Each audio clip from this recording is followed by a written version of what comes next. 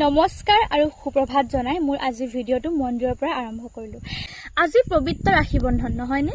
সকলো ককায়েকে ভনীয়েকক ৰাখী পিন্ধাব, সকলো ভনীয়েকে ককায়েকক ৰাখী পিন্ধাব। ইয়াৰ কাৰণ এটাই যে ভনীয়েকজনী সুৰক্ষিত হৈ থাকক আৰু ভনীয়েকৰ মনত ককায়েকজন সদায় দীৰ্ঘায়ু হৈ থাকক, ভাল হৈ থাকক, হয়নে বাৰু?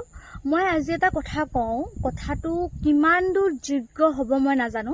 যদি প্ৰত্যেকজন ককায়েকে নিজৰ ভনীয়েকক যেনেকৈ মৰম কৰে, সন্মান কৰে, সদায় ভাল থকাটো বিচাৰে, সুৰক্ষিত হৈ থকাটো বিচাৰে, তেনেহ'লে প্ৰত্যেকজনী ককায়েকৰ ভনীয়েকে সুৰক্ষিত হ'ব।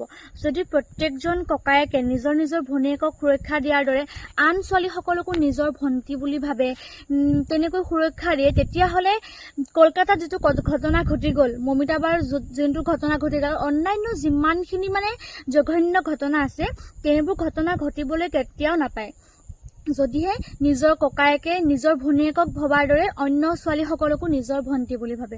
বাৰু যিয়ে নহওক, সকলোৱে দীৰ্ঘায়ু কামনা কৰিলোঁ। মোৰ দাদা আছিল গুৱাহাটীত, তাকতো আজি ৰাখি পিন্ধাব নোৱাৰোঁ, গতিকে মই মন্দিৰতে সেৱা কৰিলোঁ। এতিয়া ৰাতিপুৱা পুৰা 7:30 বাজিছে, মন্দিৰতে সেৱা কৰিলোঁ।